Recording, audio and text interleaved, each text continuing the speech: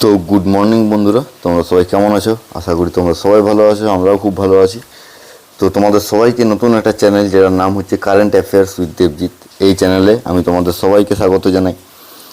তো যারা যারা নতুন, ইনফ্যাক্ট আশা করি সবাই নতুনই আছো, তো যারা যারা নতুন আছো তারা সবাই এই চ্যানেলটাকে সাবস্ক্রাইব করে নিও।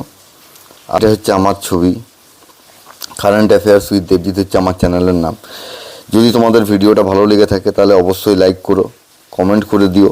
আর যাদের যাদের প্রয়োজনীয়, তোমার বন্ধু বান্ধব, ঘরের লোক যাদের প্রয়োজনীয় মনে হবে তাদের সাথে ভিডিওটি অবশ্যই শেয়ার করে দিও। তো চলো বন্ধুরা, আর বেশি দেরি না করে জলদি জলদি তোমরা চ্যানেলটাকে সাবস্ক্রাইব করে দাও আর বেল বাটনটাকে প্রেস করে দাও, কারণ এই চ্যানেলে সবসময় কম্পিটিটিভ এক্সামসের সাথে রিলেটেড যদি কোনো জিকে থাকে সেগুলো আমি সব আপডেট করতেই থাকি। তো চলো বন্ধুরা, আর বেশি দেরি না করে ভিডিওটা শুরু করি। তো আজকে যে কারেন্ট অ্যাফেয়ার্সের নিয়ে কোশ্চেন যেগুলো আমি পিক আপ করেছি, যেগুলো মোটামুটি সব কম্পিটিটিভ এক্সামসের জন্যই দরকার, সেগুলো হচ্ছে 7 তারিখের হিসাবে।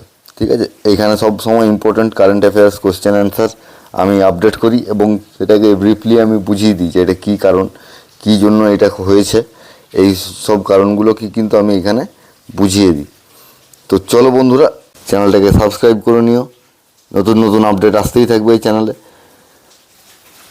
তো চলো শুরু করি। তো প্রথম যে কোশ্চেনটা আছে সেটা হচ্ছে যে which month has been registered as sarcoma cancer awareness month. তো অ্যান্সারটা হচ্ছে কি? অ্যান্সারটা হচ্ছে জুলাই মাস। তো আমি তোমাদেরকে এখানে হালকা করে বলে দিই যে সার্কোমা ক্যান্সার কি না, এটাকে কেন জুলাই মাসে সার্কোমা ক্যান্সার ডে হিসাবে, এই সার্কোমা ক্যান্সার অ্যাওয়ারনেস মান্থ হিসাবে পরিগণিত করা হয় না। অনেক রকমের ক্যান্সার আছে, ঠিক আছে। তো বিরল এবং ভুল বোঝাবুঝি ক্যান্সারগুলিকে তুলে ধরার জন্য জুলাই মাসটাকে সার্কোমা ক্যান্সার সচেতনতা মাস হিসাবে পালন করা হয়। সার্কোমা ক্যান্সারের একটি হচ্ছে এমন একটি গ্রুপ যা হাড়ে হতে পারে, ঠিক আছে। নরম টিস্যু যেমন চর্বি, পেশি, রক্তনালী, স্নায়ু এবং গভীর ত্বকের স্তরগুলিতে শুরু হয়। সার্কোমাগুলি সাধারণত নরম টিস্যু সার্কোমা এবং হাড়ের সার্কোমা 70টিরও বেশি উপপ্রকারে বিভক্ত, ঠিক আছে। সার্কোমা প্রায়ই একটি ব্যথাহীন পিণ্ড হিসাবে পরিদর্শিত হয়, যা সময়ের সাথে সাথে বাড়তে থাকে, কিন্তু এটা ধীরে ধীরে বাড়তে থাকে, ঠিক আছে। রোগ নির্ণয় যদি বিলম্বিত হয়, রোগ নির্ণয় যদি লেট হয় কারণ হচ্ছে কি, এগুলি ছোটো ছোটো সিস্টের আকারে দেখা যায়, প্রথমে ছোটোর থেকে বড় হতে থাকে, ঠিক আছে। ছোটো সিস্ট বা আঘাতের মতন দেখায়। এটি সাধারণত প্রাপ্তবয়স্কদের ক্যান্সারের 1% এবং পেডিয়াট্রিক মানে যেগুলো সাধারণত বড় ক্যান্সারের পেশেন্ট হয় সেগুলোর 15% পর্যন্ত ইমপ্রুভমেন্ট করে দেয়, ঠিক আছে। পেডিয়াট্রিক ক্যান্সারে 15% তৈরি করে, কিন্তু দুর্বল সচেতনতার কারণে, যেহেতু আমরা এগুলোকে বুঝতে পারি না যে প্রথমে ছোট থাকে তারপরে বড় হতে থাকে, প্রথমে এরকম ছোট থাকবে, তারপরে একটু বড় হবে, তারপরে একটু বড় হবে, তারপরে একটু বড় হবে, এমনি করে বড় হতে থাকে। যেহেতু আমরা এটা বুঝতে মানে সচেতন কম আছে, সেই জন্য এটি মারাত্মক প্রভাব ফেলে জনজীবনে, ঠিক আছে। তো যাতে এই জিনিসগুলো না হয় সেই জন্য জুলাই মাসটাকে সার্কোমা ক্যান্সার অ্যাওয়ারনেস মান্থ হিসেবে পরিগণিত করা হয়। চলো সেকেন্ড কোশ্চেনে কী আছে? The term Girmitiyas recently mentioned in news. সম্প্রতিকালে গিরমিটিয়াস একটি শব্দ খবরের কাগজে উঠে এসছে। তো সেটা refers to which group of people, সেটা কোন গ্রুপের লোকের জন্য এটা সম্পর্কিত। তো অ্যান্সারটা হচ্ছে কি, Indian indentured labourers sent to British council. মানে যারা ভারতীয় বংশোদ্ভূত যে সকল লোকদেরকে ব্রিটিশরা নিয়ে গেছিল সস্তায় কাজ করাবার জন্য, ঠিক আছে, চুক্তিবদ্ধ শ্রমিক যাদেরকে বলা হয় ইনডেনচার্ড লেবার, মানে হচ্ছে চুক্তিবদ্ধ শ্রমিক, তাদেরকে নিয়ে গেছিলো, তাদের সেই কলোনিটাকে বলা হয় গিরমিটিয়াস। ঠিক আছে, তো এখানে রিসেন্টলি এটা আসার কারণ কি না, রিসেন্টলি আমাদের দেশের প্রধানমন্ত্রী মাননীয় শ্রী নরেন্দ্র মোদিজি এদেরকে নিয়ে একটা কথা বলেছিলেন। তো সম্প্রতি প্রধানমন্ত্রী প্রধানমন্ত্রী বলেন গিরমিটিয়াস যেগুলো আছে তারা এখন সংগ্রামের পরিবর্তে তাদের সাফল্য, সেবা ও মূল্যবোধের জন্য পরিচিত। ঠিক আছে, যেহেতু তারা ইন্ডিয়ান সেহেতু তাদের সেবা সেবা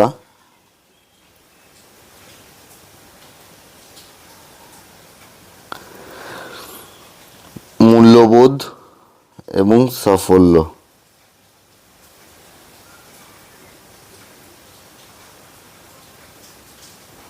মূল্যবোধ এবং সাফল্য এইগুলোর জন্য তারা পরিচিত। গিরমিটিয়াররা কী ছিলেন না, গিরমিটিয়াররা ছিলেন ভারতীয় চুক্তিবদ্ধ শ্রমিক যারা 19 শতকে ব্রিটিশ উপনিবেশে কাজ করার জন্য ভারত ছেড়েছিলেন। গিরমিটিয়া শব্দটি এসছে গিরমিট শব্দ থেকে। ঠিক আছে, গিরমিট শব্দ থেকে গিরমিটিয়াস,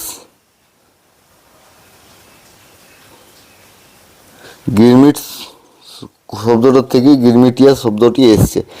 চুক্তি এবং ভারতীয় উচ্চারণ, এই শ্রমিকরা ভালো মজুরি এবং কাজের আশায় চুক্তিতে স্বাক্ষর করেছিল। বোঝা যাচ্ছে, তারা পুরনো কৃতদাস জাহাজে ভ্রমণ করত এবং দরিদ্র দাস সদৃশ ব্যারাকে বাস করত। তারা ব্ল্যাক বার্ডিং নামক একটি অনুশীলনের মুখোমুখি হয়েছিল, যার অর্থ বিদেশে সস্তা শ্রমের জন্য জোরপূর্বক বা প্রতারণাপূর্বক নিয়োগ। ঠিক আছে, তারা ব্ল্যাক বার্ডিং নামে এমন একটি অনুশীলনের মুখোমুখি হয়েছিল। ব্ল্যাক বার্ডিং মানে হচ্ছে কি, বিদেশে সস্তা এবং শ্রমের জন্য সস্তা শ্রমের জন্য জোরপূর্বক বা প্রতারণামূলক নিয়োগ করা হয়েছিল। তো সেই জন্য এই টার্মটা এসছে, ওই গিরমিট থেকে নামটা এসছে গিরমিটিয়াস। তো চলো বন্ধুরা নেক্সট কোশ্চেনে চলে যাই। Which institute has launched Bharat initiative? Indian Institute of Science, IISc, সেটা কোথাকার, বেঙ্গালুরুর। ঠিক আছে, তো ভারত শব্দটার পুরো অর্থটা কী হচ্ছে, ভারত স্ট্যান্ডস ফর, আমি লিখে দিচ্ছি দাঁড়াও, Bharat stands for bio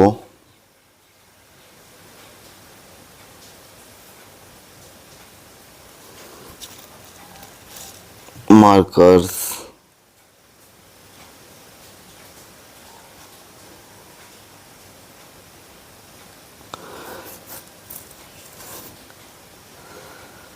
of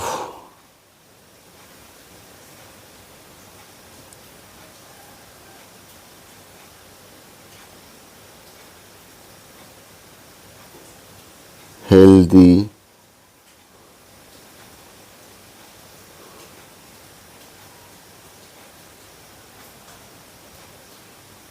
aging,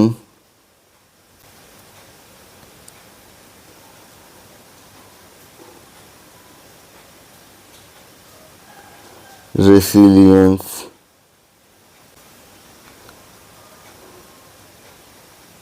adversity, and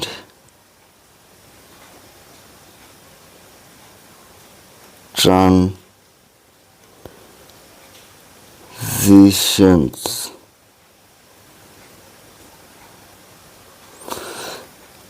এটা আমি একটু অনেক ধীরে ধীরে লিখলাম, কারণ হচ্ছে যাতে তোমরা লিখে নিতে পারো এই VHARAT ফুল ফর্মটা। ঠিক আছে, তো এটা কে করেছে না, Indian Institute of Science, IISc, Bengaluru. তো Indian Institute of Science Bengaluru সম্প্রতি তার দীর্ঘায়ু ভারত প্রোগ্রামের অধীনে BHARAT ভারত অধ্যয়ন শুরু করেছে। এটার বাংলাটা বানানটা কী হচ্ছে না, ভারত হলো স্বাস্থ্যকর বার্ধক্য, স্থিতিস্থাপকতা, প্রতিকূলতা এবং ট্রানজিশনের বায়োমার্কার। অধ্যয়নের লক্ষ্য শারীরবৃত্তীয়, আণবিক এবং পরিবেশগত সূচকগুলিকে মানচিত্র করা যায় যা ভারতীয়দের মধ্যে বার্ধক্যকে চালিত করে। এটি ভারতের প্রথম ব্যাপক বার্ধক্য ডেটাবেস তৈরি করবে। এতে কী হবে না, এতে মাল্টি প্যারামেট্রিক্স বিশ্লেষণ, উন্নত ক্লিনিক্যাল মূল্যায়ন এবং জীবনধারার কারণ অন্তর্ভুক্ত রয়েছে। এটি স্বাস্থ্যকর বার্ধক্যের জন্য বায়োমার্কার চিহ্নিত করবে এবং ভারতের স্বাভাবিক স্বাস্থ্যমানগুলির জন্য ভারত বেসলাইন নির্ধারণ করবে। ঠিক আছে, সেটার জন্যই এটা তৈরি করা। বুঝতে পারলো সবাই বন্ধুরা? তো যদি কারোর কোনো অসুবিধা থাকে কোনো কোশ্চেন নিয়ে, আমাকে অবশ্যই কমেন্ট করো।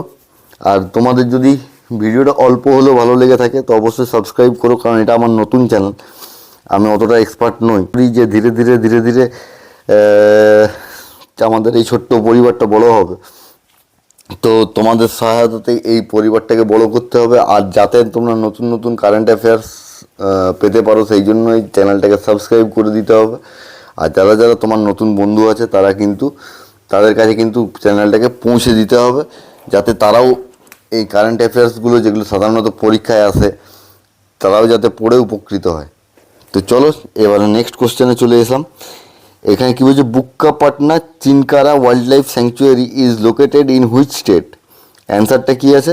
অ্যান্সারটা আছে কর্ণাটকা। ঠিক আছে, তো সম্প্রতি বুক্কাপাটনা চিনকারা বন্যপ্রাণী অভয়ারণ্যে 300 একর দখলকৃত বনভূমি সাফ করা হয়েছে। ঠিক আছে, এটি কর্ণাটকের তুমাকুরু জেলায় অবস্থিত। নামটা মনে থাকবে, তুমাকুরু। তুমাকুরু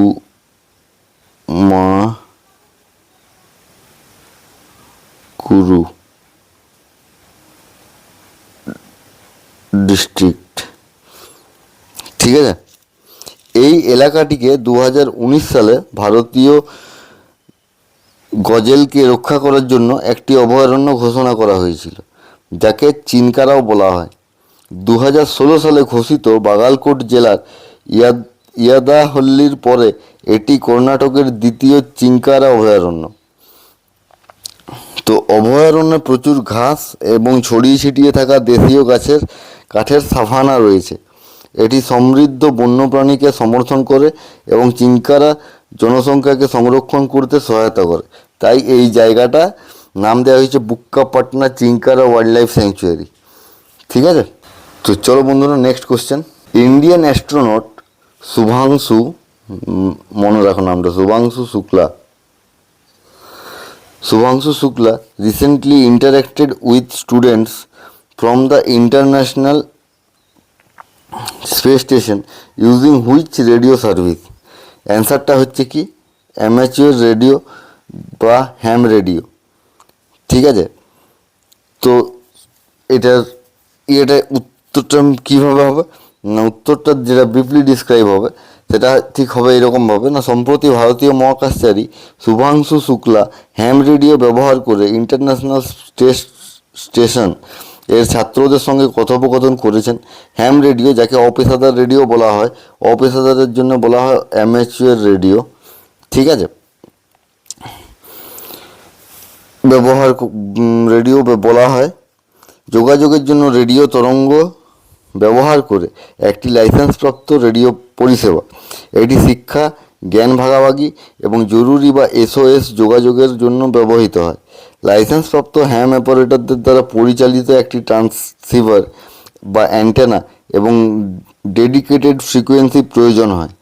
যোগাযোগ স্থানীয়, বৈশ্বিক বা মহাকাশে হতে পারে। ভারতে 12 বছরের বেশি বয়সী যে কেউ ইলেকট্রনিক্স এবং তথ্য প্রযুক্তি মন্ত্রকের লাইসেন্স নিয়ে হ্যাম রেডিও ব্যবহার করতে পারেন। বুঝতে পারলে?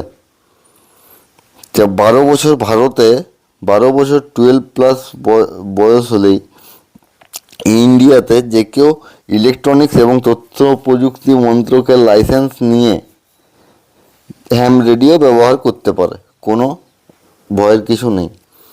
তো চলো বন্ধুরা, এই 5টা কোশ্চেন মোস্ট ইম্পর্ট্যান্ট কোশ্চেন ছিল, সেটা আমি তোমাদের সঙ্গে আজকে আলোচনা করে দিলাম। তো যাতে ইন ফিউচার তোমরা সবাই আরও এরকম নতুন নতুন ডেলি কারেন্ট অ্যাফেয়ার্স যেগুলো আপডেট হয় সেরকম যদি কোশ্চেন এবং কোশ্চেনের অ্যান্সার সাথে ব্রিফলি ডেসক্রাইব করা, মানে যাতে তোমাদেরকে আমি ভালোভাবে যেমনভাবে বলে দিলাম ডিটেলসটা, সেরকমভাবে যদি ডিটেলসের সঙ্গে তোমরা জানতে চাও তো চলো বন্ধুরা, বেশি দেরি না করে চ্যানেলটাকে সাবস্ক্রাইব করে নাও, সাথে থেকো, পাশে থেকো। তো আজকে এই পর্যন্তই, আর ভিডিওটাকে বেশি বড় করছি না।